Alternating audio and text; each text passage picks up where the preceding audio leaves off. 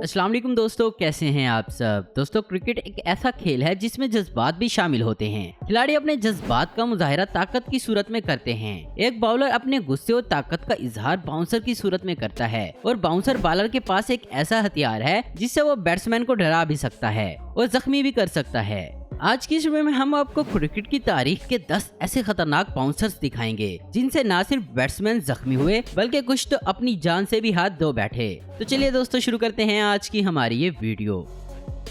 Number 1, James Anderson. दोस्तों, England और New Zealand के दरमियान होने वाले एक टेस्ट मैच में जेम्स एंडरसन बाउंसर पर बाउंसर किए जा रहे थे। ऐसा ही एक बाउंसर का सामना डैनियल ने किया, जिसे खेलने में वो नाकाम रहे और बॉल हेलमेट से गुजरती हुई इनके जबड़ों से जा लगी। ये बॉल इतनी तेज थी कि डैनियल के 2 दांत टूट गए और वो जख्मी हालत पर जमीन पर गिर गए।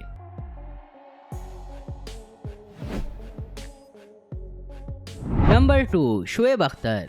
दोस्तों, शोएब अख्तर एक ऐसे बाउलर थे जिनका सामना करने से दुनिया के नामी ग्रामी बैट्समैन कांपते थे, क्योंकि ये अपनी रफ्तार की वजह से क्रिकेट में जाने जाते थे। एक दफा इनका सामना क्रिकेट के बादशाह ब्रेन लारा से हुआ, जिसका भारी बल्ला दुनिया के बेहतरीन बॉलर्स के छक्के छुड़ा देता था। सितंबर 2004 का ये दिन लारा के लिए बदतरीन साबित हुआ जब इनका सामना शोएब अख्तर से हुआ। उस दिन जब लारा बैटिंग करने के लिए आए तो शोएब ने उनको जाकर कहा कि मैं आज तुम्हारी जान ले लूंगा, और फिर कुछ इस तरह से शोएब ने ये बाउंसर मारा जो कि सीधा लारा की गर्दन पर जाकर लगा और वो वहीं गिर गए, और इस इंजरी की वजह से वो 1 साल तक खेल के मैदानों से बाहर रहे।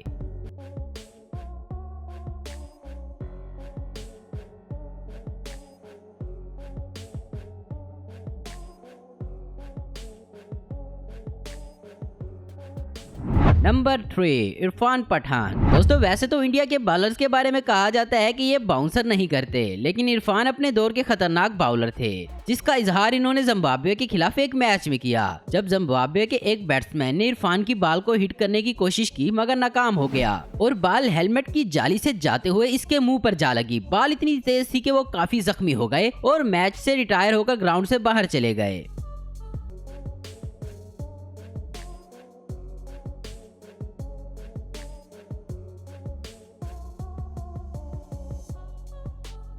Number 4, Brett Lee. दोस्तों, जब तेज गेंद की बात करें तो ब्रेट ली का नाम भी आता है। एक मैच के दौरान वेस्ट इंडीज के बैट्समैन चंद्रपाल और ब्रेट ली का सामना हुआ और इनका एक तेज रफ्तार बाउंसर चंद्रपाल के सर में जाकर लगा। बॉल की रफ्तार इतनी ज्यादा तेज थी कि वो अपना बैलेंस खो बैठे और नीचे गिर गए। इसके बाद मेडिकल टीम ने उनको वहां से आकर उठाया। इनकी किस्मत अच्छी थी कि वो बहुत बड़ी चोट से बच गए। नंबर 5, शोएब अख्तर। दोस्तों, 2003 में जब पाकिस्तान और साउथ अफ्रीका के दरमियान एक मैच हो रहा था तो अचानक शोएब का एक तेज बाउंसर जिसकी रफ्तार 155 किलोमीटर फी घंटा थी, गैरी के हेलमेट पर जाकर लगा और ये जमीन पर लेट गए। बॉल इतनी तेज थी कि हेलमेट के ग्रिल को तोड़ते हुए इसके मुंह पर जा लगी और खून बहने लगा।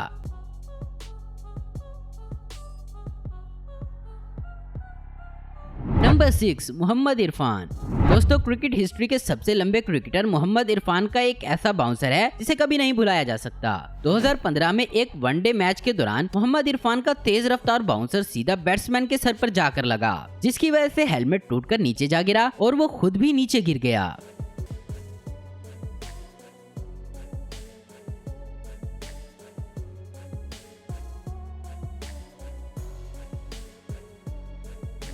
नंबर 7, लसिथ मलिंगा। दोस्तों, यहाँ एक मैच में मलिंगा का तेज रफ्तार बाउंसर साउथ अफ्रीका के खिलाड़ी को जाकर लगता है, जिसकी वजह से ये खिलाड़ी खूनो खून हो जाता है। दरअसल ये खिलाड़ी तेज रफ्तार बाउंसर को पुल करने के चक्कर में नाकाम हो जाता है और बॉल इनके हेलमेट को तोड़ते हुए इनके मुंह पर जा लगती है, जिसकी वजह से इनकी आंख के साथ खून बहने लग जाता है।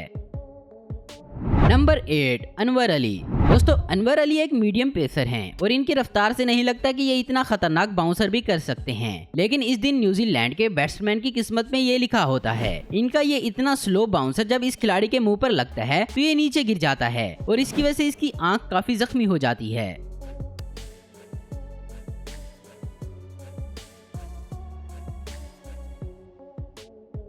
Number 9, Jofra Archer. दोस्तों, ये वाकया 2020 में होने वाले एशिया सीरीज का है, जब इंग्लैंड का एक तेज तरीन बॉलर और ऑस्ट्रेलिया के नंबर 1 बैट्समैन आमने सामने होते हैं तो स्मिथ आउट होने का नाम ही नहीं लेता, जिस पर जोफ्रा आर्चर को गुस्सा आ जाता है और वो एक बाउंसर करते हैं जिसकी रफ्तार 154 किलोमीटर फी घंटा होती है। सीधा स्मिथ के मुंह पर जाकर लगता है, जिसकी वजह से वो जमीन पर गिर जाते हैं।